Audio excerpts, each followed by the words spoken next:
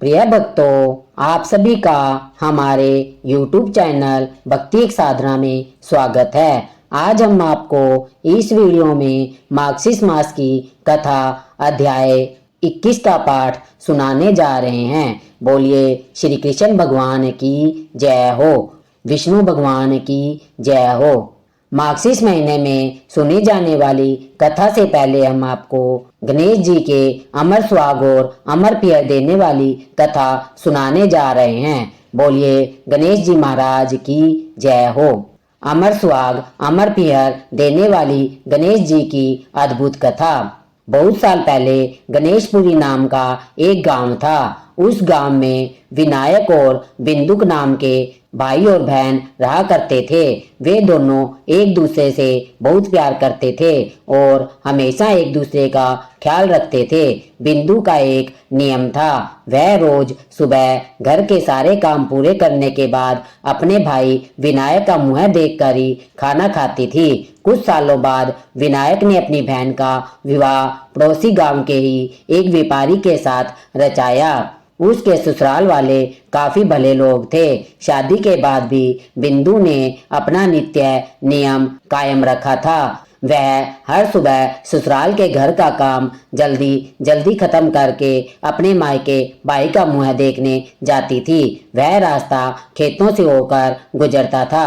वहां पर घनी झाड़ियों के बीच एक केजरी के पेड़ के नीचे गणेश भगवान की छोटी सी सुंदर सी मूर्ति रखी होती थी। बिंदु हर रोज जाते वक्त उस मूर्ति के सामने हाथ जोड़कर बोलती थी, हे गणेश जी, मेरे जैसा अमर सुहाग और मेरे जैसा अमर पियर यानी मायका सबको दीजिए। इतना कहकर जब वह मायके जाने के लिए निकलती तब घनी झाड़ियों के कांटे उसके पैर में चुभ जाया करते थे। एक दिन रोज की तरह बिंदु मायके पहुंची और भाई का मुंह देखकर उसके पास बैठ गई। उसी समय उसकी भाभी की नजर बिंदु के पैरों पर गई। भाभी ने पूछा कि आपके पैरों में क्या हुआ है। यह सुनकर बिंदु ने जवाब दिया कि आते वक्त खेतों की घनी झाड़ियों से घिरे हुए कांटे मेरे पांवों में चुभ गए। उसके बाद जब बिंदु वापस अपने ससुराल लौट गई तब उसकी भाभी ने अपने पति विनायक से कहा कि आपकी बहन के पैरों में कांटे चुभ गए हैं, कल फिर से ना चुभे, इसलिए आज ही आप रास्ता साफ करवा दीजिए। यह सुनते ही विनायक ने उसी वक्त कुल्हाड़ी उठाई और खेतों की घनी झाड़ियां काटकर रास्ता साफ कर दिया। लेकिन झाड़ियां काटते वक्त उसके हाथों एक गलती हो गई और झाड़ियों के साथ साथ वह खेजड़ी के पेड़ वाली सुंदर गणेश जी की मूर्ति वहां से हटा दी गई। इसी बात पर भगवान गणेश जी बहुत नाराज हो गए और भाई विनायक के प्राण हर लिए। अगली सुबह जब अंतिम संस्कार हेतु गांव के लोग विनायक को ले जा रहे थे तब उसकी पत्नी ने रोते हुए कहा, रुकिए, इनकी बहन आने वाली है। उसका नियम है कि वह अपने भाई का मुंह देखे बिना नहीं रह सकती। फिर लोग बोलने लगे, आज देख लेगी लेकिन कल क्या करेगी। दूसरी तरफ बिंदु रोज की तरह अपने भाई से मिलने ससुराल से आ रही थी। रास्ते में आते वक्त उसे रास्ता साफ सुथरा दिखाई दिया, लेकिन जब उसका ध्यान रोज की तरह विनायक जी के स्थान पर गया तब उसने देखा कि गणेश की मूर्ति अपने स्थान पर नहीं है। फिर उसने तुरंत ही उस मूर्ति को ढूंढकर उसके नियमित स्थान पर स्थापित कर दिया और हाथ जोड़कर बोली, हे गणेश भगवान, मेरे जैसा अमर सुहाग और मेरे जैसा अमर पियर सबको दीजिए।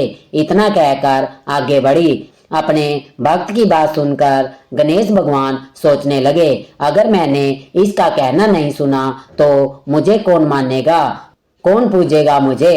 तब गणेश जी ने बिंदु को आवाज दी और बोले, सुनो बेटी, जाते जाते इस खेजड़ी की 7 पत्तियां लेकर जाओ और उसे कच्चे दूध में धोकर अपने भाई के ऊपर छिंटे मार देना, वह उठकर बैठ जाएगा। यह आवाज सुनकर बिंदु इधर उधर देखने लगी, पर उसे आसपास कोई भी दिखाई नहीं दिया।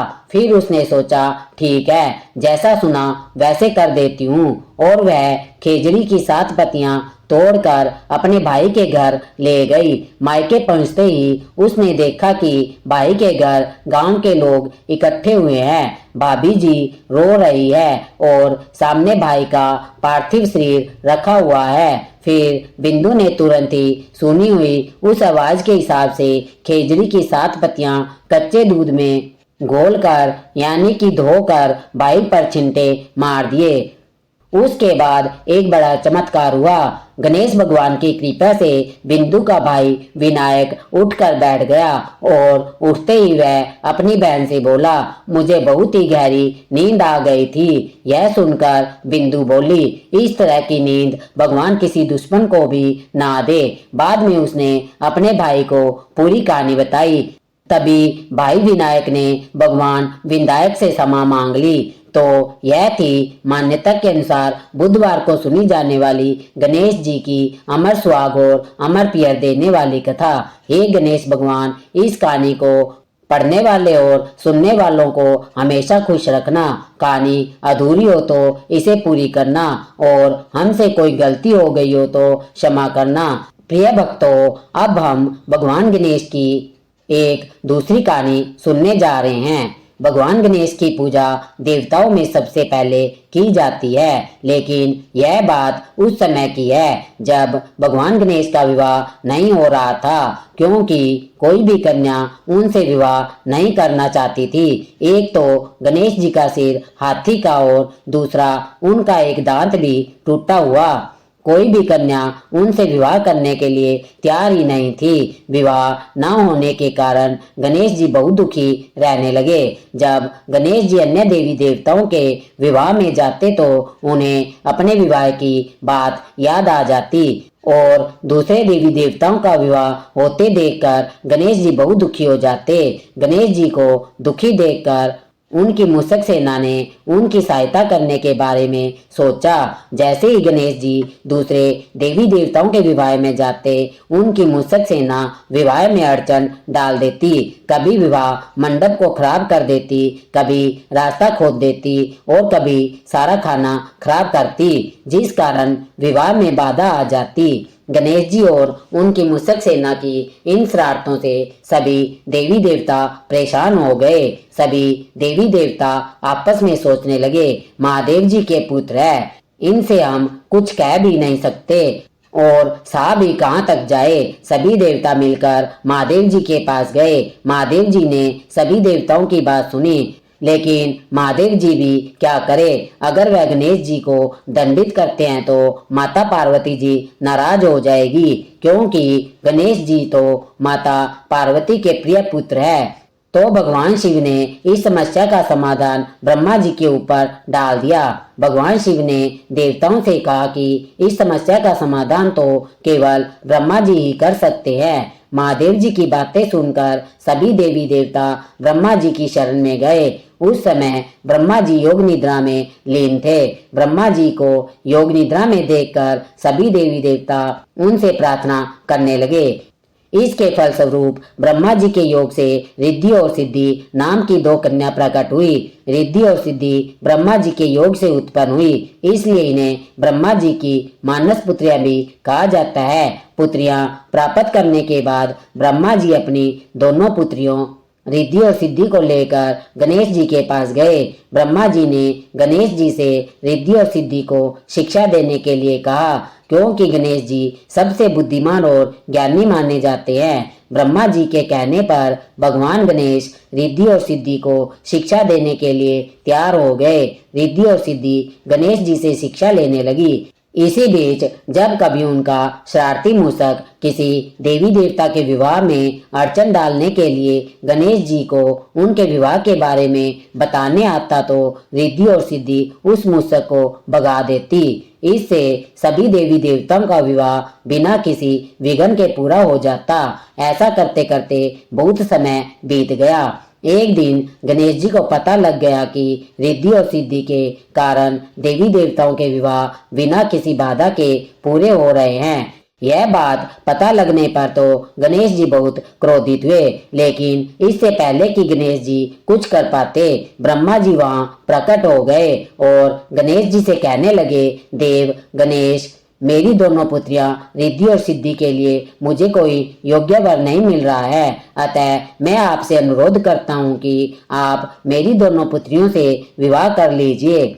ब्रह्मा जी के कहने पर गणेश जी रिद्धि और सिद्धि से विवाह करने को तैयार हो गए और फिर उनका विवाह बड़े ही धूमधाम से रिद्धि और सिद्धि के साथ किया गया। ऐसी मान्यता है कि गणेश जी और रिद्धि सिद्धि के दो पुत्र हैं जिनका नाम शुभ और लाभ है। ऐसा भी कहा जाता है कि जब हम गणेश भगवान की पूजा करते हैं तो माता रिद्धि और सिद्धि और शुभ और लाभ की पूजा भी अपने आप से हो जाती है और माता रिद्धि सिद्धि हमारे घर में वास करती है, हमारे घर में शुभ लाभ होता है। बोलिए श्री गणेश भगवान की जय हो। अब हम सुनते हैं मार्गशीर्ष मातम कथा के 21वें अध्याय की कथा। बोलिए श्री कृष्ण भगवान की जय हो। मार्गशीर्ष मास की कथा में नारायण जी नारद जी से भगवान श्री कृष्ण की लीलाओं का वर्णन कर रहे हैं। नारायण जी कहते हैं, हे नारद जी सुनिए, एक समय की बात है, माधव श्री कृष्ण अन्य बालकों और हलधर के साथ खा पी कर खेलने के लिए श्री वन में गए। वहाँ मधुसूदन ने नाना प्रकार की बाल क्रीड़ाएं की और उन क्रीड़ाओं को समाप्त करके गो बालकों के साथ उन्होंने गोधन को आगे बढ़ाया। वन में स्वादिष्ट जल पीकर वे महाबली श्री कृष्ण उस स्थान से गोधन सहित मधुबन में गए। वहां वन में एक बलवान और भयंकर दैत्य रहता था। उनकी आकृति और मुख बड़े विकराल थे। उनका रंग सफेद था। वह पर्वताकार दैत्य बगुले के आकार में दिखाई देता था।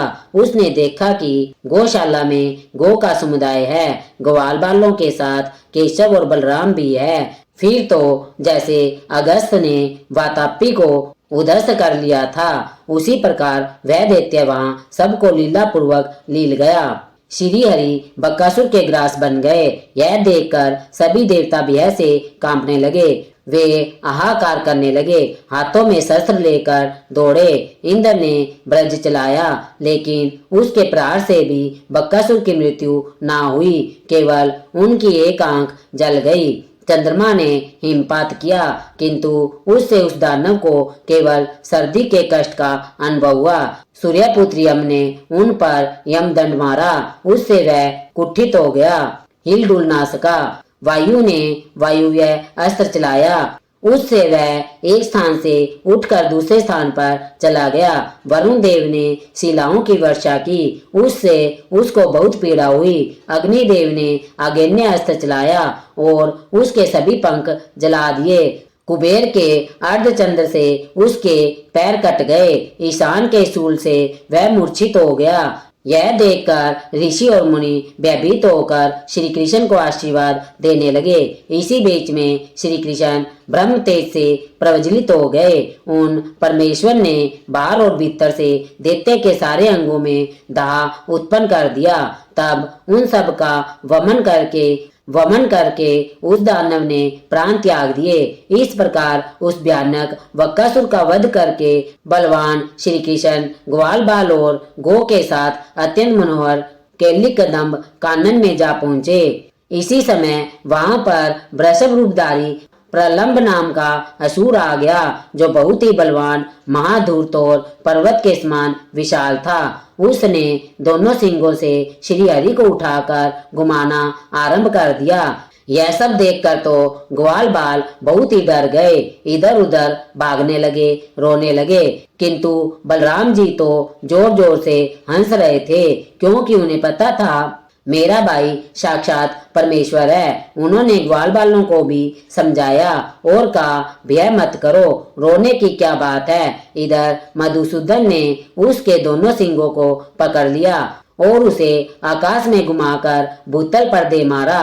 दैत्यराज प्रलंब पृथ्वी पर गिरकर अपने प्राणों से हाथ धो बैठा। यह देखकर सारे गोप बालक बहुत खुश हुए, हंसने नाचने और गीत गाने लगे। प्रलंबासुर का वध करके बलराम सहित श्री कृष्ण गोचारण के कार्य में लग गए। गो चराते हुए बांडीर वन के पास जा पहुंचे। उस समय माधव को जाते देखकर बलवान दैत्यराज केसी ने अपने ताप से धरती को खोदते हुए शीघ्र ही उन्हें घेर लिया। उसने श्री हरि को मस्तक पर चढ़ाकर संतुष्ट हो आकाश में 100 योजन तक उछाल उछाल कर घुमाया और अंत में पृथ्वी पर गिर पड़ा। उस पापी ने श्री हरि के हाथ को दांत से पकड़ लिया और क्रोध से चबाना शुरू कर दिया, किंतु श्री हरि के अंग तो ब्रज के समान कठोर हो गए। उनके अंग का स्पर्श करते ही उस दैत्य के सारे दांत टूट गए। श्री कृष्ण के तेज से दंग होकर वह भूतल पर गिर गया और प्राणों का त्याग कर दिया। तभी स्वर्ग में धुंधबियां बजने लगी और फूलों की वर्षा होने लगी। इसी बीच में दिव्य रूपधारी पार्षद विमान पर बैठे हुए वहां आए। उन सब की 2 भुजाएं थी। उन्होंने पीताम्बर पहन रखा था, किरीट और कुंडल से अलंकृत और वनमाला से विभूषित थे। उन्होंने विनोद के लिए हाथों में मुरली ले रखी थी। उन सभी के पैरों में मंजीर की मधुर ध्वनि हो रही थी। उनके सभी अंग चंदन से चर्चित थे। वे गोप वेश धारण करके बड़े सुंदर दिखाई देते थे। वे श्री कृष्ण भक्तों पर अनुग्रह करने के लिए कातर जान पड़ते थे। वे सभी दिव्य रथ पर आरूढ़ और बांडीर वन में उस स्थान पर आए जहाँ पर कि श्री हरि विराजमान थे।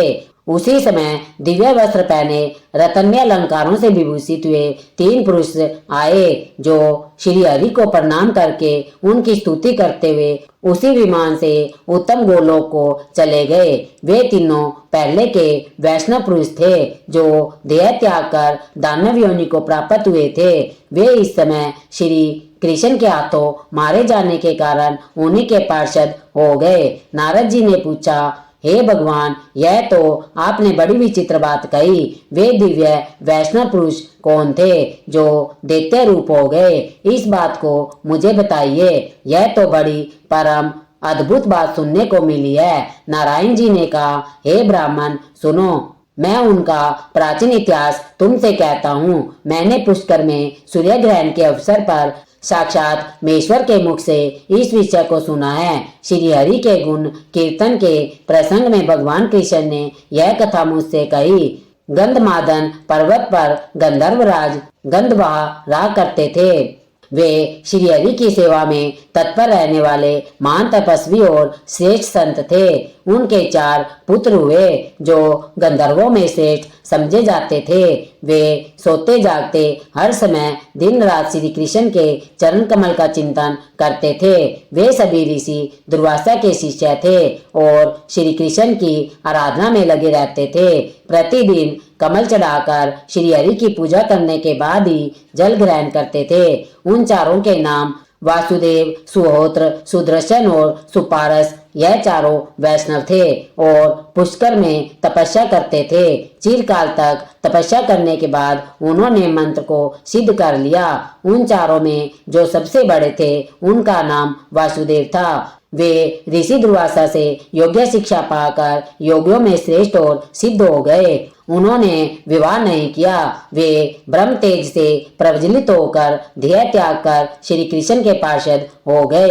एक दिन वे तीनों भाई चित्र सरोवर के तट पर गए। सूर्योदय काल में श्री हरि की पूजा के लिए उन्हें कमल चाहिए थे। हे मुनि, कमलों का संग्रह करके जाते हुए उन वैष्णवों को जब भगवान शंकर के सेवकों ने देखा, तब वे उन्हें बांधकर अपने साथ ले गए। शंकर जी के सेवक शरीर से बलिष्ठ थे, अतः उन दुर्बल वैष्णवों को पकड़कर उन्हें शंकर जी के पास ले गए। भगवान शंकर को देखकर उन वैष्णवों ने भूतल पर माथा टेक कर उन्हें प्रणाम किया और भगवान शिव ने भी उन्हें आशीर्वाद दिया। उस समय उनके मुख पर प्रसन्नता खेल रही थी। वे भक्त जनों पर अनुग्रह करने के लिए कातर थे। भगवान शिव ने उनसे पूछा, पार्वती के सरोवर में प्रवेश करके कमल लेने वाले आखिर तुम कौन हो? पार्वती के व्रत की मूर्ति के लिए 1,00,000 यक्ष उस सरोवर की रक्षा करते हैं। पार्वती पति विषयक सौभाग्य वृद्धि के लिए जब त्रैमासिक व्रत आरंभ करती है तो लगातार 3 महीने तक श्री हरि को भक्ति भाव से प्रतिदिन 1,000 कमल चढ़ाती है। भगवान शिव का वचन सुनकर तीनों भयभीत हो गए और भक्ति से मस्तक झुकाकर हाथ जोड़कर बोले, हे प्रभु, हम गंधर्वराज गंधवाह के पुत्र हैं। हम लोग प्रतिदिन श्री हरि की कमल चढ़ाकर पूजा करते हैं और उसी के बाद जल ग्रहण करते हैं। हे नाथ, हम यह नहीं जानते थे कि देवी पार्वती के सेवकों के द्वारा इस सरोवर की रक्षा की जाती है। आप यह सारे कमल ले लीजिए और अपने व्रत को सफल बनाइए। महादेव जी, हम आज कमल नहीं चढ़ाएंगे और जल भी नहीं पिएंगे। हमने आपको ही वे कमल अर्पित कर दिए जिनके चरण कमल का प्रतिदिन चिंतन करके हम कमल से पूजा करते हैं। आप साक्षात उन्हीं को कमल अर्पण करके हम सब के सब पवित्र हो गए। हे प्रभु, ब्रह्मा एक है, दूसरा नहीं है। उनके कहाँ देह है, कहाँ रूप। भक्तों पर अनुग्रह करने के लिए ही भगवान शरीर धारण करते हैं। रूप भेद माया से ही प्रतीत होता है। हे प्रभु, आप यह कमल ले लीजिए क्योंकि आप ही हमारे प्रभु हैं। हे अच्युत्य, हमारा हृदय जिनके ध्यान से परिपूर्ण है, आप अपने उसी रूप का हमें दर्शन कराइए जिनकी 2 भुजाएं हैं, कमनीय किशोर अवस्था है, श्याम सुंदर रूप है, हाथ में विनोद की साधन मुरली है, पीताम्बरधारी है, जिनके एक मुख 2 नेत्र है, वे चंदन और अगरू से चर्चित है, जिनके प्रसन्न मुख पर मंद मुस्कान की प्रभा फैल रही है, जो रत्नमय अलंकारों से विभूषित है, जिनका वक्ष स्थल मणिराज कौस्तुभ की कांत से अत्यंत उज्जवल दिखाई देता है, जिनकी चूड़ा में मोर का पंख लगा है और जो मालती की माला से विभूषित है, पारिजात के फूलों के हारों से अलंकृत है, करोड़ों कंदम्बों के लावण्य का मनोहर लीला धाम है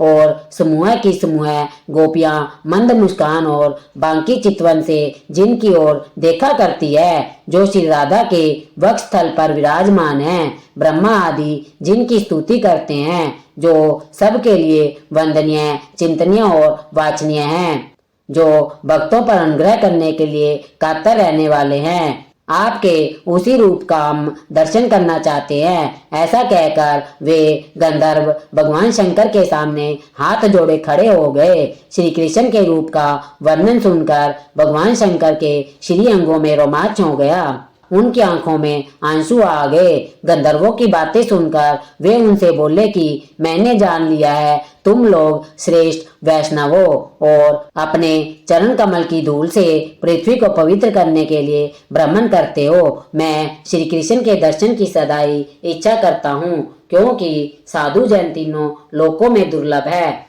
तुम लोग मुझे देवी पार्वती और देवताओं से भी बढ़कर सदा प्रिय हो। मुझे वैष्णव जन अपने और अपने भक्तों से भी अधिक प्रिय है, परंतु मैंने पूर्व काल में जो प्रतिज्ञा कर रखी है वह बेकार नहीं होनी चाहिए। हे महाभाग वैष्णवों, सुनो, मैंने प्रतिज्ञा की है कि पार्वती के व्रत के समय जो लोग अन्य किसी व्रत के निमित्त इस सरोवर से कमल ले जाएंगे वे शीघ्र ही आसुरी योनि को प्राप्त होंगे। इसमें संशय नहीं। श्री कृष्ण के भक्तों का कहीं अशुभ नहीं होता। तुम लोग पहले दानवी योनि में पढ़कर फिर निश्चय ही गोलोक में पधारोगे। तुम्हारे मन में श्री कृष्ण के रूप का प्रत्यक्ष दर्शन करने की उत्कंठा है, अतः बच्चों, तुम्हें भारतवर्ष में वृंदावन में उस रूप का दर्शन होगा। श्री कृष्ण को देखकर उन्हीं के हाथों से मृत्यु को प्राप्त होकर तुम वैष्णव शिरोमणि बन जाओगे और दिव्य विमान पर आरूढ़ होकर श्री हरि धाम को जाओगे। तुम लोग अभी यहाँ एक वांछनीय रूप को देखने के लिए उत्सुक हो, अतः वह सब देखो। ऐसा कहकर भगवान शिव ने उन्हें उस रूप के दर्शन कराए। उस रूप के दर्शन करके उन वैष्णवों के नेत्रों में आंसू आ गए। वे श्री हरि को प्रणाम करके दानवी योनि में चले गए, इसलिए दानेश्वर हुए। वासुदेव तो पहले ही मुक्त हो गए थे। सुहोत्र, बक्कासुर, सुदर्शन, प्रलंब और स्वयं सुपारस कैसी हुए। भगवान शंकर के वरदान से श्री हरि के परम उत्तम रूप के दर्शन करके उन्हीं के हाथों से मृत्यु को प्राप्त हो वे उनके परम धाम में चले गए। नारायण जी कहते हैं, हे नारद जी, यह मैंने परम अद्भुत कथा तुम्हें सुनाई है। इस कथा को जो कोई भी पढ़ता है, सुनता है अथवा दूसरों को सुनाता है, उसे मोक्ष की प्राप्ति होती है। नारद जी ने कहा, हे महाभाग, आपके कृपा प्रसाद से यह सारी अद्भुत बात मैंने जान ली। अब मैं सुनना चाहता हूँ कि पार्वती देवी ने कौन सा व्रत किया, उस व्रत के आराध्य देव कौन थे, उनका फल क्या है, उसमें पालन करने योग्य नियम क्या है। हे भगवान, उस व्रत को करने के लिए उपयोगी द्रव्य कौन कौन से है, कितने समय तक यह व्रत किया जाता है और उनकी प्रतिष्ठा में क्या क्या करना होता है। हे प्रभु, भली भांति विचार कर मुझे बताइए। उसे सुनने के लिए मेरे मन में बड़ा कौतूहल हो रहा है। नारायण जी ने नारद जी से क्या कहा, इसका वर्णन अगले अध्याय में करेंगे। आज की कथा को यहीं पर विराम करते हैं। बोलिए श्री कृष्ण भगवान की जय हो, विष्णु भगवान की जय हो।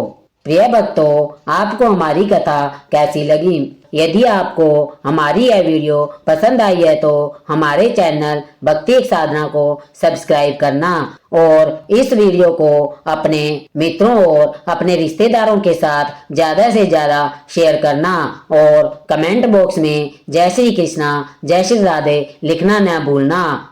एक और भक्तिपूर्ण वीडियो के साथ फिर मिलते हैं। वीडियो को अंत तक देखने के लिए बहुत बहुत धन्यवाद। जय श्री राधे कृष्णा, जय श्री राधे कृष्णा, जय श्री राधे कृष्णा।